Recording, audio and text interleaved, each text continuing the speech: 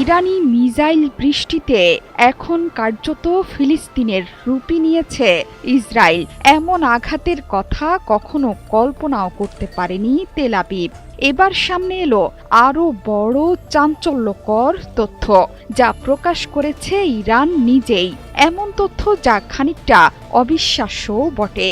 এবার ইসরায়েলের বিরুদ্ধে শক্ত প্রতিরোধ গড়ে তুলতে ইরানের সাথে আসছে তুরস্ক, সৌদি আরব, পাকিস্তান। সেসব দেশের নাগরিকদের সমন্বয়ে গড়ে উঠবে সম্মিলিত ইসলামিক সেনাবাহিনী। এক সাক্ষাৎকারে এমন ডাক দিয়েছেন ইরানের সাবেক জ্যেষ্ঠ সামরিক কমান্ডার এবং জাতীয় নিরাপত্তা পরিষদের সদস্য মোহসেন রেজাই।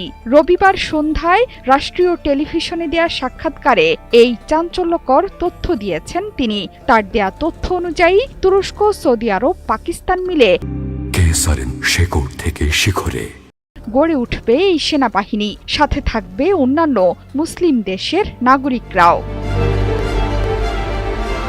মোহসেন রেজাই আরও জানিয়েছেন, শুধু এই উদ্যোগই নয়, কোনোভাবে ইসরায়েল যদি ইরানে পারমাণবিক হামলা চালায় তাহলে পাকিস্তানও দেশটিকে ধ্বংসে নিজেদের পারমাণবিক বোমা ছুড়বে।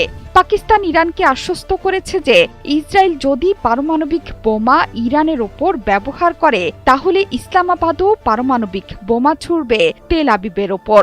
এই সংঘাতের শুরু থেকেই ইরানকে সমর্থন জানাচ্ছে পাকিস্তান। এমনকি ইসরায়েলের বিরুদ্ধে মুসলিম বিশ্বের ঐক্যের ডাকও দিয়েছে দেশটি।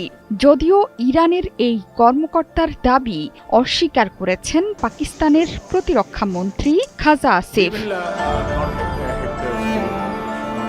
সেই সাক্ষাৎকারে একের পর এক চাঞ্চল্যকর তথ্য দিয়েছেন মোহসেন রেজাই। ইসরায়েলকে তুমুল আক্রমণ করছে তেহরান, তবে আরও অনেক কিছু এখনো বাকি, সেই আভাসই দিলেন আইআরজিসির সাবেক এই কমান্ডার। তিনি বলেছেন, দেশটি এখন পর্যন্ত তাদের পুরনো প্রজন্মের অস্ত্রই ইসরায়েলের বিরুদ্ধে ব্যবহার করেছে।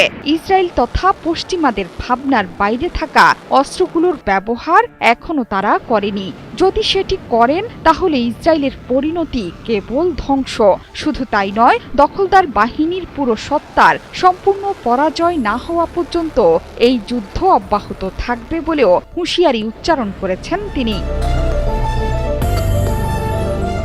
যদিও ইরান চরম সংযম প্রদর্শন করেছে বলেও মন্তব্য করেছেন তিনি। তার মতে 1.5 টনের ক্ষেপণাস্ত্র ব্যবহার হলেও সবচেয়ে শক্তিশালী বিস্ফোরক তাতে দেয়নি তেহরান। তার মানে ইরান এখনও তাদের শক্তিশালী ওয়ারহেড ব্যবহার করেনি। তবে দ্রুতই নতুন ধরনের বিধ্বংসী অস্ত্র যুদ্ধক্ষেত্রে প্রবেশ করতে পারে বলে হুঁশিয়ারি উচ্চারণ করেছেন তিনি।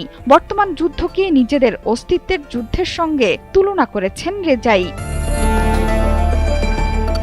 ইরানে ইসরায়েলের হামলার পর বিপুল শক্তি নিয়ে তেল আবিবকে একের পর এক জবাব দিয়েই যাচ্ছে তেহরান। ইরানের ক্ষেপণাস্ত্রের আঘাতে এখন ধ্বংস হচ্ছে ইসরায়েলের শহরের পর শহর। মারা গেছে বহু ইসরায়েলি। কৌশলগত নানা স্থাপনাও এরই মধ্যে ধ্বংস হয়ে গেছে।